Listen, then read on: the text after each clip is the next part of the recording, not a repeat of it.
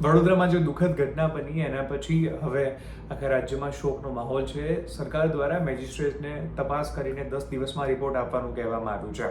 એની સામે હાઈકોર્ટમાં પણ અરજી થઈ છે કે સુઓ મોટો હાઈકોર્ટ લે અને એના પછી આ બાબતે જે છે હાઈકોર્ટ નિર્ણય કરે આગળ શું કરવું હોય. પરંતુ આ બાબતે હવે જે સ્કૂલ છે એ સ્કૂલના ટ્રસ્ટીનું નિવેદન પણ સામે આવ્યું છે. પરંતુ સૌથી મોટો પ્રશ્ન એ ઊભો થાય છે કે આવી ઘટનાઓ ગુજરાતમાં ક્યાં સુધી બનતી રહેશે. એકવાર આપણે મોરબી જોયું, એકવાર આપણે તક્ષશિલા કાંડ જોયું, તેમ છતાં હજુ હરણી કાંડ જો આપણે કેમ પડી ગયો છે, કેમ આપણે આટલી બધી બાબતો સિરિયસ નથી લઈ શકતા, કેમ આપણે નિયમોનું પાલન નથી કરી શકતા, બધું આપણે ખાસ વિચારવાની જરૂર છે.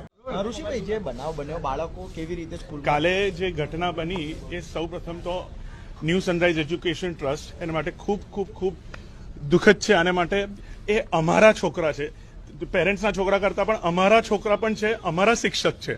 એ અમારા શિક્ષક ગયા છે, અમારા છોકરા ગયા છે, ખાલી પેરેન્ટ્સના છોકરા નથી ગયા.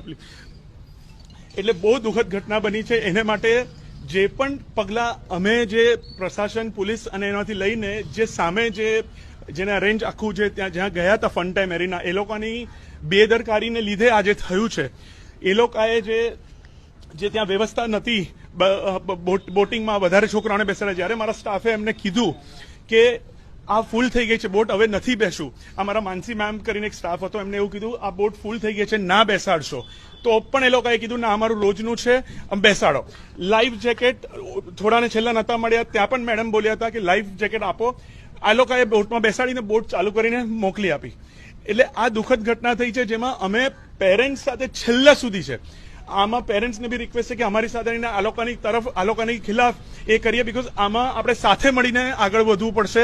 સાથે મળીને આ લોકોની બીજી આવી કોઈ ઘટના ના ઘટે કોઈ પણ સ્કૂલમાં, કે આવી ના થાય એના માટે અમે પેરેન્ટ્સનો બી સપોર્ટ ચાહીએ છીએ.